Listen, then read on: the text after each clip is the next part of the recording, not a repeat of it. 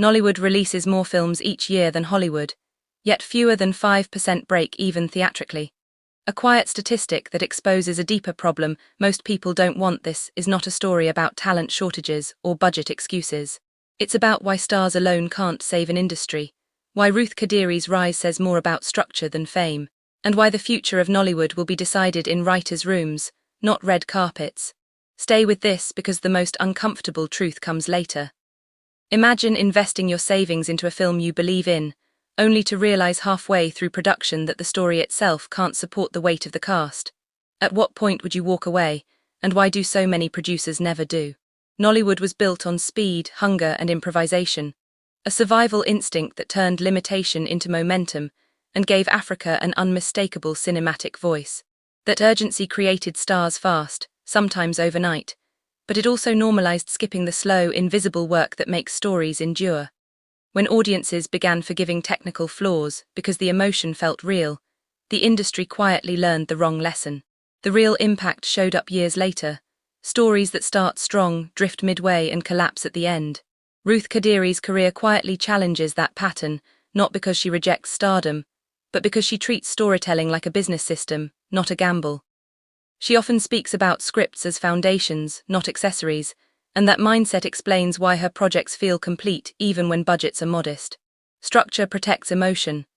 In real terms, this means viewers finish her films feeling satisfied, not just entertained, and satisfaction is what brings repeat audiences. There's a costly illusion in Nollywood that a famous face guarantees returns. Yet data from distribution platforms repeatedly shows that completion rates matter more than opening clicks. When stories lose direction, viewers exit early, platforms downgrade the content, and the algorithm quietly buries the film. That's not a creative failure, it's a structural one with financial consequences. Hollywood learned this lesson painfully during its studio-era collapse, when charisma outpaced coherence and audiences drifted away. What revived it was not bigger stars but tighter story frameworks, enforced by development executives who protected structure fiercely. Nollywood now stands at a similar crossroads, but with the advantage of seeing the outcome in advance. Ruth Kadiri's insistence on clear arcs, motivated characters, and emotional logic may sound basic, yet basics are exactly what fast-growing industries abandon first. When she says a script must know where it's going, she's describing every unclear scene multiplies reshoots, editing fixes, and audience confusion later. One overlooked truth is that structure empowers actors rather than limits them, giving performances context and direction instead of leaving them to improvise meaning. Without structure, even great actors overperform or underplay, creating tonal chaos that no amount of editing can fix.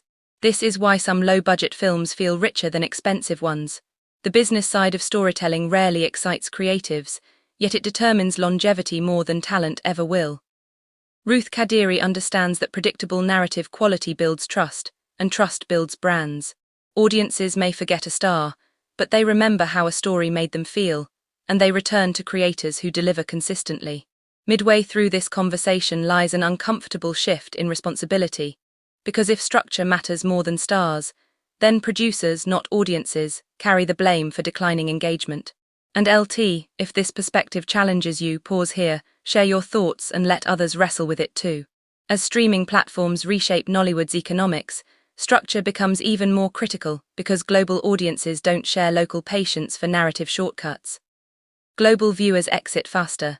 Ruth Kadiri's structured approach travels better across cultures precisely because it relies on emotional logic, not cultural familiarity. This is why her work often performs well beyond its expected market. Another hidden cost of weak structure is talent burnout, as writers and directors repeatedly fix problems that should have been solved on paper. Burnout starts early. When structure is prioritized, teams work smarter, morale improves, and creative energy is preserved for innovation instead of damage control. There's also a generational shift underway, with younger audiences exposed to tightly written global content daily. Raising their expectations unconsciously, Nollywood can either meet those standards intentionally or watch loyalty erode quietly. Ruth Kadiri's work signals an adaptation, not a rebellion. The future trend is clear. Platforms will invest more in creators who demonstrate repeatable structure, not one-hit virality. This is where storytelling becomes infrastructure, and infrastructure attracts long-term money. Wrap. The business of storytelling is no longer about who shines brightest in the moment, but who builds stories strong enough to carry weight repeatedly. Ruth Kadiri's message is not anti-star, it's pro-foundation. Nollywood's next era will belong to those who treat structure as strategy, not constraint.